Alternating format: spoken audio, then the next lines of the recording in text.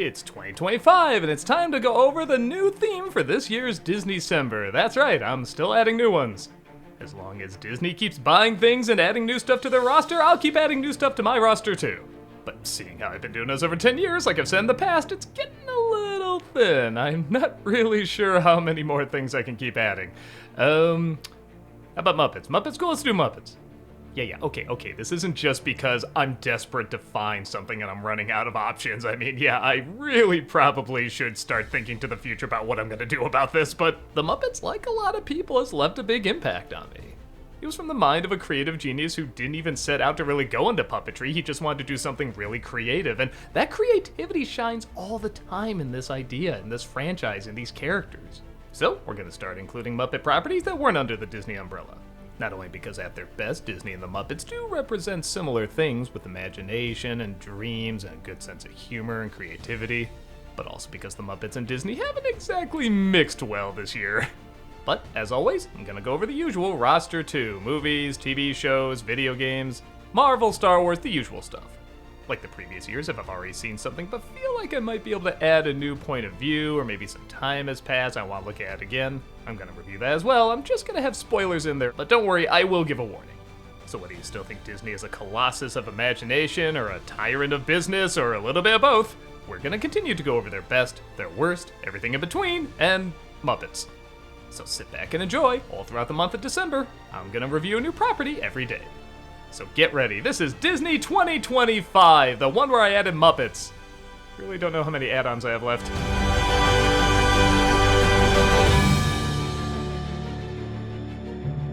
Let's go back over 45 years to the first Muppet movie, appropriately titled The Muppet Movie. The Muppets at the time had a hit variety show that was still going strong. It was honestly a household name. Even before that variety show, they would make appearances all over the place, so they were very, very well known, so a movie made sense to do.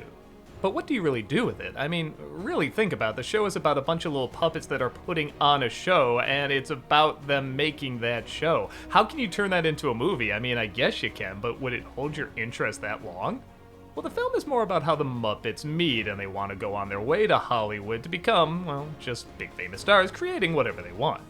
Kermit is the one who has this dream and decides to travel to Hollywood, and along the way he bumps into Fozzie and Gonzo and Miss Piggy and a whole bunch of other characters that share a similar dream. However, a very random antagonist named Doc Hopper, played by the Big Lebowski himself, Charles Durning, wants Kermit to be a spokesperson for his Frog Legs restaurant. Along with his sidekick Max, played by the criminally underrated Austin Pendleton, and a whole slew of assassins that are either paid really well or have nothing better to do. I don't know if frogs are walking, talking, intelligent beings, but you can also eat their legs. Why wouldn't this be a thing? So as you may have noticed, the story's a little loose, and that is on purpose. Nothing about the drama with the antagonist is really supposed to be taken that seriously. Even the quote-unquote serious moments are a little funny. Like I said, I love Austin Pendleton, and just his sincerity to this role, but also the odd way he delivers his lines is just so hilarious. Open the door. No, you open the door. I can't be a part of it. It's a moral decision, and I'll stand by it. I'll double your percentage. I'll open the door. To this day, when my brother and I don't agree on something, one of us will look at the other and go, Max. I got lots of friends. Max, for instance.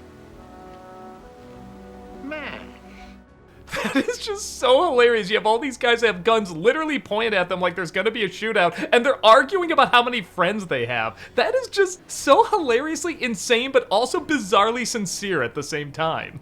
And I think that's the main element that does help it stand out. It's sincerity. Yes, there's a lot of huge technical achievements with this film, and yes, there's a lot of really funny writing, and yes, there's a lot of corny one-liners, and maybe a few too many fourth wall breaking jokes, and yeah, not every celebrity cameo is needed, but in a strange way they so reflect who those celebrities were at the time. Like, Dom DeLuise just seems so energized and nice. It's not like he's hilarious, but there's just a genuine feel-good upbeatness about him. Richard Pryor looks like he knows why he's there, but not where he is, which, according to some people on set, is kind of what he was like at the time. Steve Martin is perfectly cynical. I love he's credited as insolent waiter. Orson Welles has a look of authority, but also like he just wants to move on to the next thing. Madeline Kahn looks like she doesn't care what she plays, she's just gonna play it to the best of her ability. Mel Brooks is acting zany, doing a weird voice. Everybody, even if they only have a few seconds of screen time, feel like they're representing, at the very least, a small portion of what made them famous. but if it wasn't for the film's sincerity, I feel like a lot of these cameos would feel kinda wasted because they're not on screen that long. I mean, some are a little longer than others, but not that many. The overall theme of the movie is to follow your dreams to create something, anything, work hard for it, dedicate yourself to it, just do something that's bigger than yourself and can bring joy to a lot of people and inspire them to do more creative things. And not only does it feel like a lot of these celebrities are showing up to kind of tip their hat to that idea and also just what these characters represent, but the atmosphere, mood, and especially the music really reflect that ideology. Imagine you're watching this and all you really know about the Muppets is the Muppet Show, that fun little cute variety show that, yeah, is fun and creative and has a few laughs and it's a little corny, but whatever, you have a good time with it. And then you watch this movie, it opens pretty much like how you would imagine with the Muppets acting goofy and strange, but then you hear Rainbow Connection. That is just so out of left field for these characters, but somehow it really matches, it feels right. There have been hints of moments like this in the past, like Kermit singing It's Not Easy Being Green, and bits and pieces here and there, but this song is still known by so many people, and everyone describes it as magical. It's a magical song, and honestly, it's a kind of magic that only the Muppets can pull off. Yes, maybe a Disney movie could pull it off, or something like Wizard of Oz, but even those movies fully throw themselves into that emotional storytelling. That's why they work. The Muppets is somewhere in between. It's both for kids and adults, which, yes, those other stories are too, but there's a self-aware cynicism that's very present through everything in the Muppets, and I think that's very important, I think overlooked. There are scenes where the Muppets can be kinda mean, but they're mean in a very justifiable way. You understand it, you relate to them. I love when just in the middle of the movie, Miss Piggy gets a commercial, she leaves, and then like a few minutes later, she just comes back and she's hitchhiking on the road. And they're like, should we pick her up? And they're like, nah, let's not.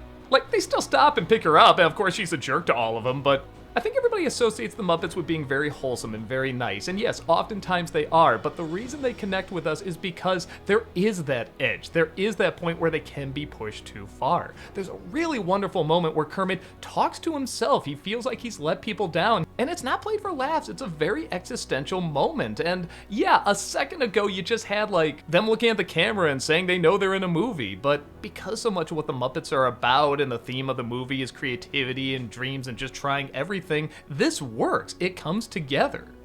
Speaking of that moment, you might think my favorite song in a film that has a lot of good and very memorable songs is probably Rainbow Connection. And yes, I do love that song, but honestly, my favorite is I'm Going to Go Back There Someday. I love it because it's not direct what it's talking about. And it comes right out of nowhere. I mean, there's almost no reason for it, and this is kind of how the film works. There's a scene where Gonzo gets a bunch of balloons and he's just flying around going, wee, yay, and he gets shot down. Okay, whatever, it's a cute little moment, but then he keeps talking about it, like how amazing it was being in the sky, and it doesn't look like it's anything that special. Like I said, it just looks like a silly little moment, but then this song comes out of nowhere where he's clearly singing about something deeper, and yeah, on the one hand, maybe it is about him just holding balloons, but it really feels like it's about something else, and it's not direct, and it can kind of be interpreted in a few ways.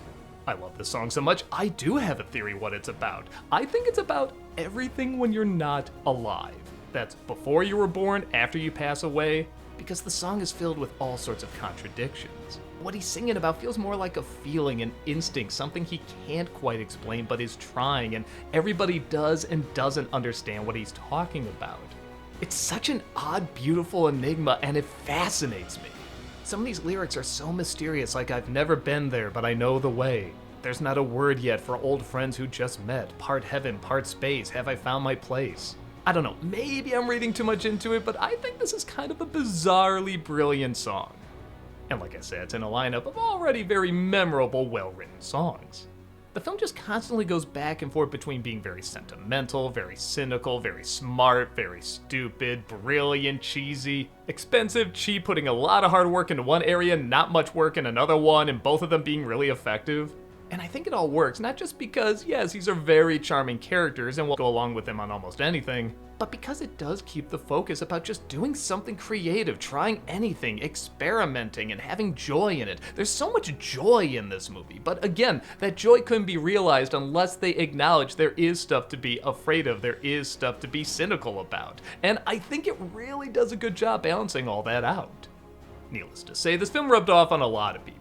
Several Muppet movies were made in the future after this. They made more shows, more appearances. I feel like this was the first time where they were really allowed to tap into their sentimental side. And yes, we have seen stuff on Sesame Street, and like I said, Kermit singing It's Not Easy Being Green and stuff like that, but it feels like they made the most of it, and they want you to be aware they're making the most of it, and that you should try making the most of it no matter what you do. And because the movie isn't anchored down by a detailed story or plot or stuff that always has to make sense, it can go back and forth in between realities. It welcomes us into this world where even when something doesn't work, we're glad they tried it because there is always that sense of joy in everything that they do on screen. I can't imagine how much time it must have taken to plan out so many shots with these puppets and how much hard work it must have taken and what a nightmare it must have been, but all you see on screen is that love of creating and these characters that represent that very, very well. It's a pretty damn good movie. Honestly, I feel like if you've never seen the Muppets before, this is a pretty good introduction. It has the heart, it has the comedy, it has the corniness, it has the charm. It works on almost everything it's trying to set out to do, and I think a lot of that does come from it has a good core. It wants to show the fun, creativity, inventiveness, and yes, sometimes magic of creativity. I know it's corny to say, but this is a movie where you can get away saying that. If you've somehow missed it all these years, check it out and make the connection. And there's more Muppet properties on the way, as well as other Disney properties, so stay tuned. For Disneycember, it's just beginning.